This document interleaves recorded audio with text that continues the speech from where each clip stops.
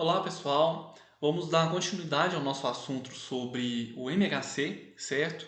E nessa videoaula a gente vai aprofundar um pouquinho mais aqui sobre a estrutura do MHC, de onde ele veio e quais que são as funções, quais que são os tipos de MHC que a gente tem no nosso organismo, ok? A princípio, pessoal, o MHC ele foi descoberto como um amplo locus contendo os genes altamente polimórficos que determinavam o resultado dos transplantes em tecidos de indivíduos. Ok? Em humanos, existem três classes de genes de MHC. MHC de classe 1, 2 e 3, certo? Todos eles são agregados em uma única área do genoma no cromossomo 6, certo? E isso em humanos, ok? As classes 1 e 2, eles vão incluir os genes que codificam as moléculas de MHC de classe 1 e de classe 2, que são as moléculas que são responsáveis por apresentar antígenos para os linfócitos T, ok? Essas moléculas, o MHC de classe 1 e de classe 2, eles são estruturalmente distintas, mas são moléculas homólogas, ok? A gente vai ver a estrutura desses dois tipos de MHC daqui a pouquinho. Já a região de classe 3, ela vai codificar algumas proteínas envolvidas tanto no processamento dos antígenos, algumas citocinas, olha aqui o TNF, alguns fatores aqui que olha do complemento, que a gente viu lá na última aula, ok? Então assim, são regiões que vão produzir alguns agentes, algumas proteínas aqui responsáveis pelo sistema imunológico, mas o que mais vai nos interessar para a aula de hoje são as regiões de classe 1 e de classe 2, que vão conter os genes responsáveis pela síntese das moléculas de MHC de classe 1 e de classe 2, ok? Que são as que são responsáveis por apresentar os antígenos às moléculas de linfócitos T, beleza? Então vamos lá, essa tabela aqui, pessoal, ela vai listar algumas das principais características das moléculas e dos genes de MHC, certo? Assim como a importância para as respostas imunológicas, beleza? Vamos falar aqui primeiro, que olha aqui embaixo aqui, dos tipos de MHC. As células elas vão expressar dois tipos de MHC, classe 1 e MHC de classe 2, ok? A classe 1 ela é expressa em todas as células nucleadas, beleza? Então toda célula que tem núcleo ela é capaz de apresentar antígeno e esse antígeno vai ser apresentado por moléculas de MHC de classe 1. Ficou claro? Eles vão apresentar antígenos para os linfócitos TCD8, ok? Então essa célula aqui, olha, o linfócito TCD8 ou T citotóxico, eles são capazes de matar qualquer célula infectada por vírus. Ok? Então imagine aqui comigo, qualquer célula pode ser infectada com vírus. Vocês concordam comigo? Então todas as células nucleadas que são passíveis de infecção por um determinado vírus, ela é capaz de apresentar um antígeno viral para a célula TCD8. E essa célula TCD8, ela é capaz de matar então qualquer uma dessas células que estão sendo apresentadas esses antígenos. Beleza? Já o MHC de classe 2, ele é expresso em células dendríticas, macrófagos e células B, e linfócitos B. Beleza? Olha, aqui começa já a clarear um pouquinho o que a gente viu na última aula, certo? Então aqui, olha, eu tenho dois tipos de classes de MHC que são expressos nas células. MHC de classe 1, ele vai ser expresso em todas as células nucleadas, responsável por apresentar antígenos para as células TCD8.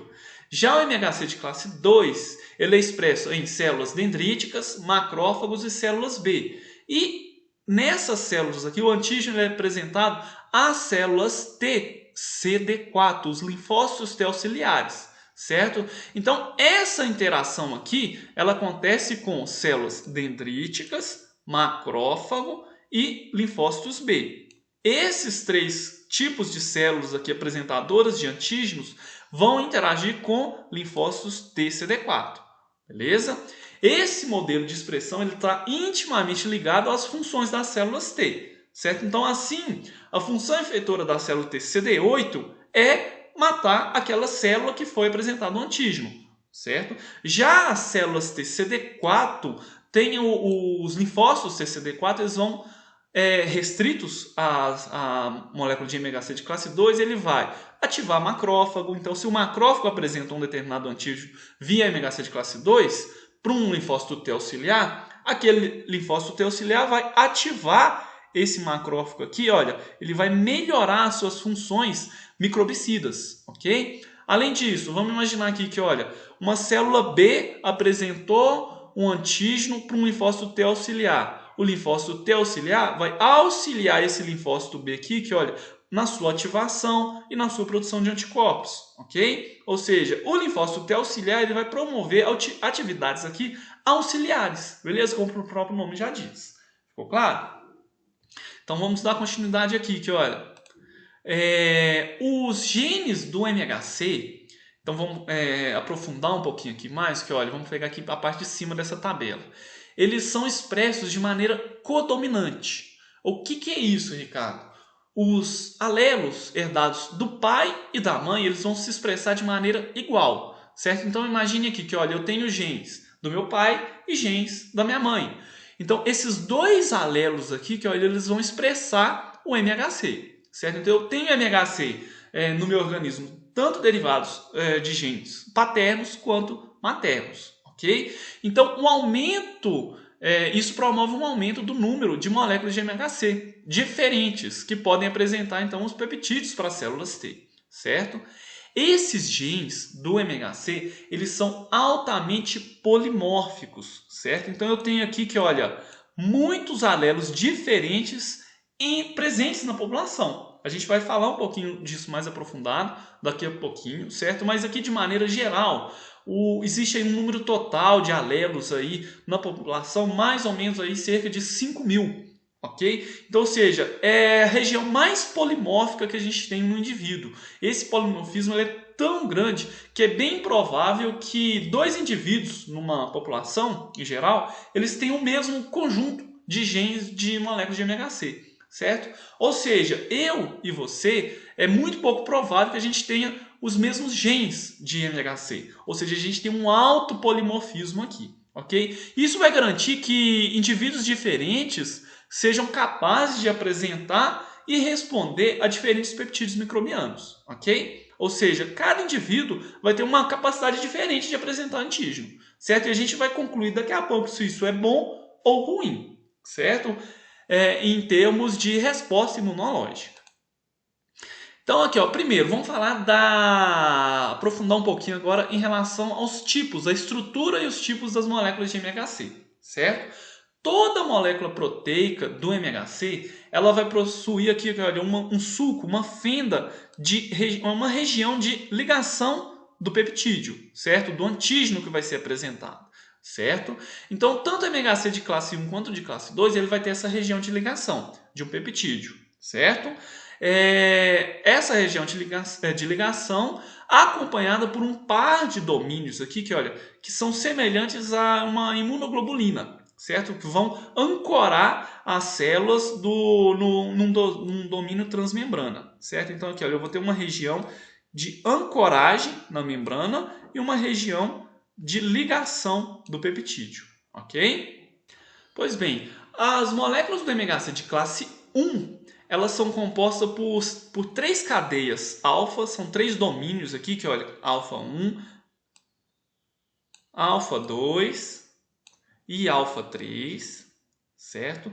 Tudo numa única proteína, ok? Então elas são codificadas no MHC e além dessas três regiões aqui, que olha, a gente tem uma subunidade aqui conhecida como beta-2 microglobulina.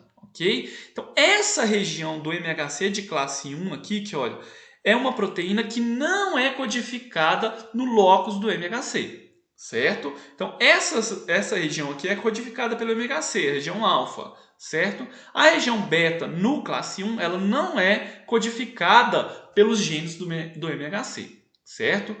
Os resíduos polimórficos que a gente acabou de discutir, eles estão situados aqui, que olha, nessa região de apresentação do antígeno, certo? Localizados tanto na fenda quanto em sua volta, onde são ligados os peptídeos para a exibição para as células T, ok? Olha aqui, pessoal, existem 3 genes polimórficos para o MHC de classe 1. Olha aqui, ó, a região de classe 1 está aqui, que olha, e a gente tem 3 genes responsáveis pela síntese dessa cadeia aqui, que olha, estão vendo aqui? Esses genes, eles são codificados aqui, ó, eles são chamados de HLA-A, HLA-B e HLA-C. Ficou claro? Então, nos seres humanos, cada pessoa heterozigota, ela vai herdar um conjunto de genes do pai e da mãe, certo? Ou seja, qualquer célula do corpo ela vai ser expressa, então ela vai ser capaz de expressar 6 moléculas diferentes de classe 1. 3 do pai e 3 da mãe, certo? E esses genes aqui, eles são polimórficos, ok? Então, existem aí numa população vários tipos de genes distintos para esses tipos de MHC. Ficou claro? Então, para o MHC de classe 1, a gente pode ter quantos tipos de moléculas em um determinado indivíduo? 6 moléculas. Ficou claro? 3 do pai, 3 herdados da mãe. Beleza? Já as moléculas de MHC de classe 2, elas vão conter 2 cadeias polimórficas, certo? Uma alfa, olha aqui do lado de cá, e uma beta do lado de cá. Note que aqui, olha, a gente tem uma mesma região de ligação do peptídeo, é muito parecido, elas são homólogas, certo? E aqui, olha, cada uma dessas moléculas, elas vão ter 2 domínios. Eu tenho aqui para a cadeia alfa, eu tenho o domínio alfa 1, que é próximo à região de ligação do peptídeo, e alfa 2, que é a região de ancoragem. Na beta é a mesma coisa, eu tenho uma região beta 1 e uma beta 2, certo? A fenda de ligação do peptídeo, tanto no MHC de classe 1 quanto de classe 2, ela vai ser composta, olha aqui nessa estrutura dá para a gente ver melhor. Ela vai ser composta por um par de alfa-hélices, está dando para ver aqui? Que olha, eu tenho uma alfa-hélice aqui e outra aqui. Essa região aqui, tá vendo? E além desse par de alfa-hélice, elas vão ser apoiadas numa região que ela é composta por 8 fitas beta-pregueadas. Vamos lembrar lá da bioquímica, né? A estrutura aqui, que olha, de secundária de proteínas. Então eu tenho aqui 2 alfa-hélices, um par de alfa-hélices, e elas são sobrepostas aqui a um conjunto de folhas beta-pregueadas. Isso tanto no classe 1 quanto na classe 2, ok? Então aqui eu falei o contrário, né? Então aqui, ó, classe 1 aqui, que olha, alfa-hélice, e embaixo aqui, que olha, eu tenho folhas beta-pregueadas. Isso tanto na classe 1 quanto na classe 2. Ficou claro? Os resíduos polimórficos, eles estão localizados nessa fenda e em sua volta. Beleza? Então, vamos voltar aqui agora de novo, olha, para o classe 2, certo? A gente tem 2 cadeias polimórficas, a cadeia alfa e a cadeia beta. Certo? Onde que são codificados essas cadeias? Olha, o número de moléculas de classe 2 ele vai ser bem maior do que aquelas 6 moléculas que um determinado organismo apresenta, um indivíduo apresenta, em relação à classe 1. Certo? Por quê?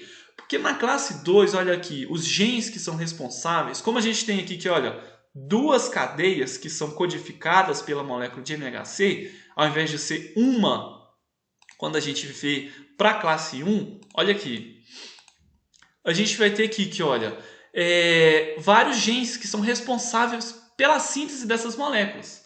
Olha aqui, eu tenho no locus de classe 2, cada indivíduo ele vai herdar um par de HLA-DP. Olha aqui, esse DP ele tem aqui nessa região síntese de genes para alfa e beta. Eu vou ter outra região aqui que, olha, um par de genes DQ. Eu vou ter aqui um alfa 1 ou o alfa 2, um tipo diferente de cadeia alfa e a cadeia beta. E eu tenho aqui também que, olha, o DR. O DR também já é um conjunto de genes aqui que, olha, que vão ser responsáveis também pela síntese de outros tipos de cadeias, tanto alfa quanto beta.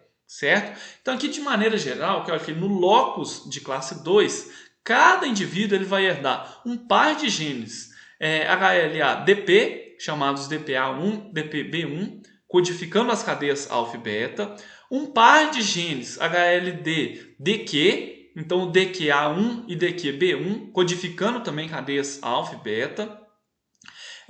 E um ou dois genes no HLA-DR, certo?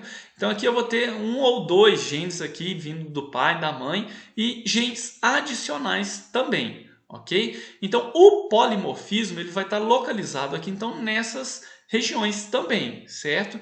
Então por causa desses vários genes que a gente tem e além desses genes extras localizados aqui em cada uma dessas regiões, no cromossomo, e a cadeia alfa de um determinado gene pode se associar com a cadeia beta de um outro gene, então a gente pode ter um número muito maior aqui do que 6 para as moléculas de MHC de classe 2 num determinado indivíduo. Ficou claro? Ou seja, vai ser um número consideravelmente maior, porque aqui a gente tem, além desses três, pelo fato desses três genes aqui, apresentar várias regiões aqui dessas cadeias, tanto alfa quanto beta. Ficou claro?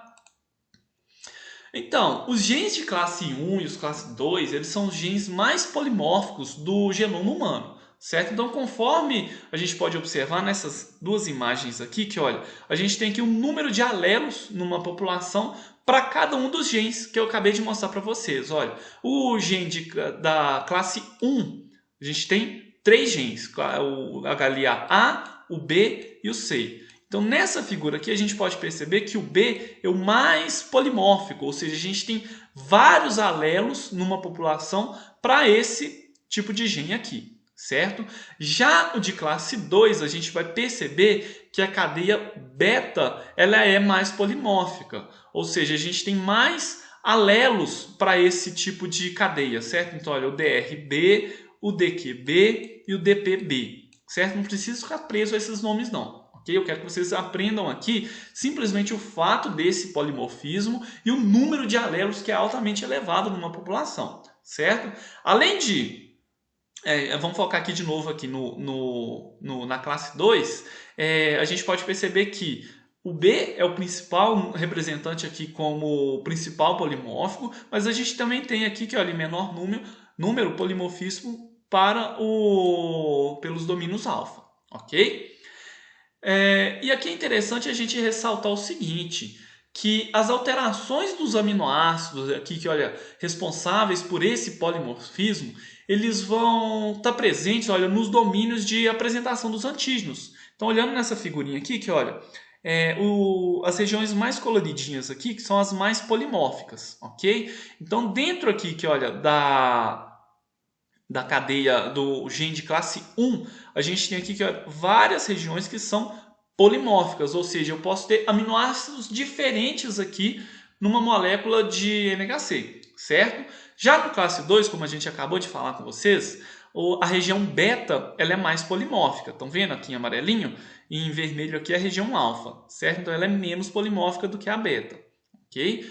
Então, esse polimorfismo aqui, ele vai determinar quais antígenos são apresentados, ou seja, a composição do MHC que vai determinar a capacidade de apresentação de um determinado antígeno, certo? Então, numa população, a gente tem capacidades distintas de apresentação de antígenos, certo? Então, a existência de múltiplos alelos vai garantir que sempre haverá alguns membros da população que vão apresentar qualquer antígeno proteico. Certo? Então, isso garante que uma população ela vai ser sempre capaz de identificar essa grande diversidade de micro-organismos e pelo menos alguns indivíduos ali, então, eles vão ser sempre capazes de apresentar uma resposta imunológica eficaz a determinados peptídeos antigênicos, certo? Assim, uma população ela nunca vai sucumbir a um micro-organismo, por exemplo, recém-encontrado ou algum micro-organismo que sofreu mutação. Isso garante uma evolução imunológica, então, dentro das respostas imunológicas. Ficou claro? Beleza, vamos aprofundar aqui um pouquinho mais, então, em relação à ligação dos peptídeos ao MHC, certo? Então, aqui eu tenho uma estrutura 3D desse MHC juntamente aqui com o peptídeo apresentado, certo? Tanto para a classe 1 quanto para a classe 2. A fenda de ligação dos peptídeos no MHC de classe 1, olha aqui, olha, primeiro aqui apresentado nessa figura e aqui, ó, nessa figurinha aqui. Eles vão ser capazes de acomodar essa fenda peptídeos de aproximadamente 10 aminoácidos, certo? Enquanto a fenda de ligação por MHC de classe 2, olha, tanto aqui representado nessa figura aqui, quanto nessa daqui, elas vão ser capazes de acomodar peptídeos aí de até 30 aminoácidos, ok? Vocês viram que tem uma pequena diferença, certo? Então, por esse motivo, as proteínas imunogênicas, tanto que vão ser apresentadas por classe 1 quanto classe 2, elas devem ser processadas para gerar esses pequenos fragmentos capazes de se ligar ao MHC e serem reconhecidos pelas células T. Ok? Esse processamento vai ser visto na próxima videoaula. Ok? Aqui primeiro a gente vai tentar entender como é que é feita essa ancoragem, certo? Desses pequenos peptídeos. Então primeiro que olha nessa figura B aqui, a gente pode visualizar um peptídeo qualquer, e esse peptídeo ele vai ter aqui algumas regiões de ligação no assoalho, nas fendas do MHC, certo? Então o MHC ele vai ter aqui que olha uns bolsões que são capazes de acomodar os resíduos de ancoragem dos peptídeos. Então, alguns dos aminoácidos no peptídeo antigênico, eles vão se ajustar a essas bolsas de ancoragem. Isso aqui tanto no MHC de classe 1 quanto de classe 2, ok? Então, essas cadeias de aminoácidos aqui são chamadas de resíduos âncora. Ficou claro? Beleza, aqui nessa figura aqui também dá para a gente perceber isso, que olha, que no MHC, tanto de classe 1 quanto de classe 2, a gente vai ter regiões de reconhecimento desses aminoácidos. Ficou claro? É interessante a gente destacar que essa interação peptídeo e MHC, ela apresenta uma baixa taxa de desligamento, ok? A gente não tem aqui nenhuma ligação covalente, tem que ficar claro isso. É simplesmente uma interação, uma região onde eu tenho um peptídeo que vai interagindo com o MHC. E ao se interagir, essa taxa de desligamento ela é muito lenta. E isso vai promover então um aumento no tempo de exposição e a probabilidade então de uma determinada célula T encontrar aquele peptídeo e reconhecê-lo. Ficou claro? Beleza. Além disso, é interessante também a gente destacar que as células T elas apresentam grande sensibilidade no reconhecimento desses peptídeos em MHC. O que isso significa? Significa que não é preciso uma grande expressão de moléculas de MHC numa determinada célula apresentadora de antígeno, certo? Então, aquele pequeno número de moléculas que foram de MHC apresentando antígenos, ela é capaz de promover uma resposta para as células T. Certo? Então, as células T elas possuem uma grande sensibilidade para pequenas quantidades de complexos peptídeo MHC. Esse reconhecimento ele é feito de modo que, olha aqui, vamos prestar atenção nessa figurinha aqui, a gente viu isso também na última aula. Esse reconhecimento ele é feito de modo que o peptídeo ligado no MHC ele vai ser reconhecido pela célula T, a gente vai ter aqui que olha, um determinado resíduo que vai ser reconhecido pelo receptor da célula T. E além disso, a gente vai ter também nesses receptores de célula T reconhecimento de resíduos do MHC.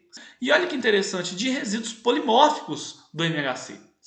Então, o mesmo receptor da célula T, ele vai interagir tanto com os resíduos do antígeno, quanto com aminoácidos, com resíduos aqui do próprio MHC. Ficou claro? Portanto, os aminoácidos derivados tanto do peptídeo antigênico quanto das moléculas do MHC, elas vão contribuir para o reconhecimento do antígeno pela célula T. Ficou claro? Beleza, né? Outra característica importante nas células do MHC de classe 1 e de classe 2 é que essa estrutura ela apresenta uma ampla especificidade. Olha, vamos prestar bastante atenção nessa informação aqui, que olha, uma molécula de MHC, imagina lá, no organismo ele tem lá vários tipos de moléculas de MHC. Cada um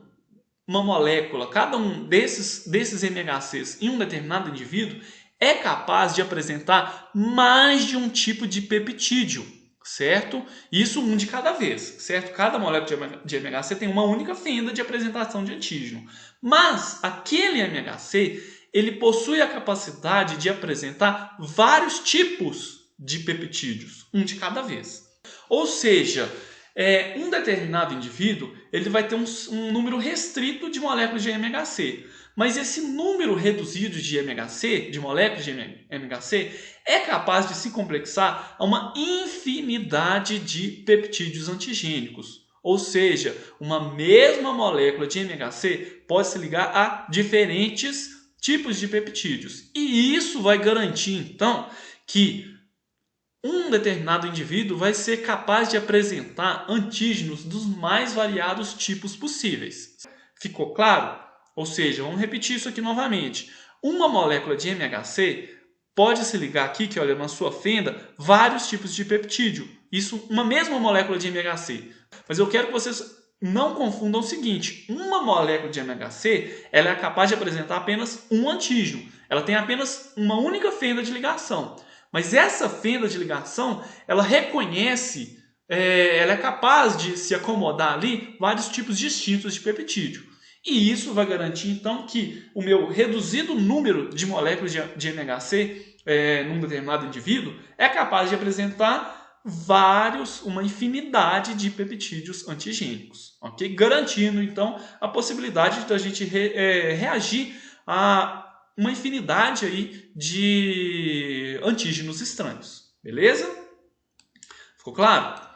Por fim, pessoal, uma pergunta que vocês já devem ter se feito aí no decorrer dessas aulas como que os linfócitos T, CD4 eles são restritos ao MHC de classe 2 e o TCD8 ele é restrito ao MHC de classe 1. Como é que essas células, os linfócitos T, conseguem diferenciar qual MHC que ele vai reconhecer, certo? É uma pergunta que a gente já deve ter se imaginado até o momento. E uma outra questão que eu gostaria de citar aqui. Vocês já pararam para se perguntar o que são essas moléculas CD4 e CD8? Essas moléculas, pessoal, elas são receptores expressos nos linfócitos, certo?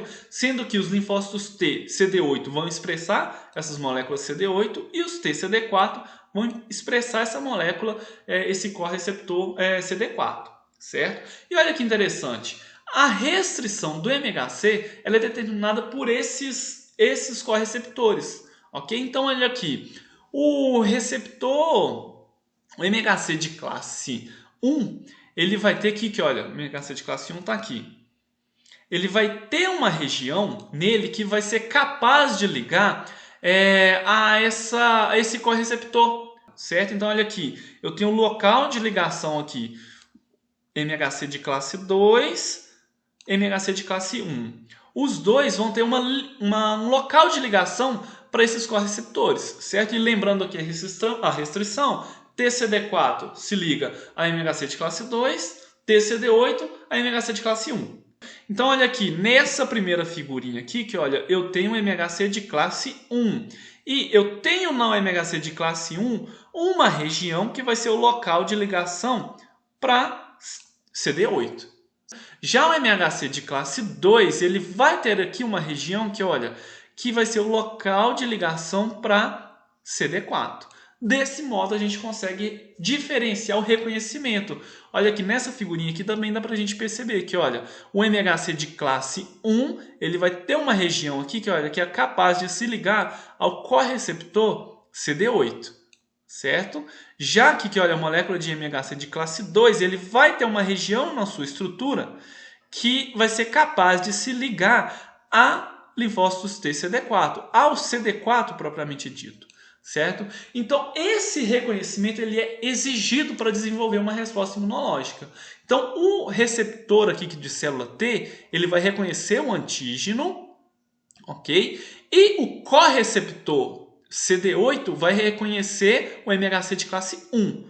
Aqui, do mesmo jeito que, olha, o linfócito T CD4, ele vai ter receptor para reconhecer o antígeno e o MHC, e ele vai ter o correceptor CD4, que vai se ligar a uma região do MHC de classe 2. Ficou claro? Daí, então, a gente tem essa restrição. Beleza? No mais, a gente vai ficar por aqui, né, nessa videoaula. Eu quero indicar para vocês um artigo que foi publicado aqui nesse link aqui, que olha, eu quero que vocês deem uma lida nele. Ele vai estar falando um pouquinho aqui, um breve relato sobre como o MHC ele foi descoberto e aqui algumas funções daquelas outras regiões ali do MHC que não foram descritas nessa aula, ok? No mais, deixo aqui as referências para vocês utilizarem para estudo, ok? E fico aguardando todos vocês na nossa próxima videoaula, ok? Onde a gente vai falar tanto da apresentação quanto do processamento dos antígenos, ok?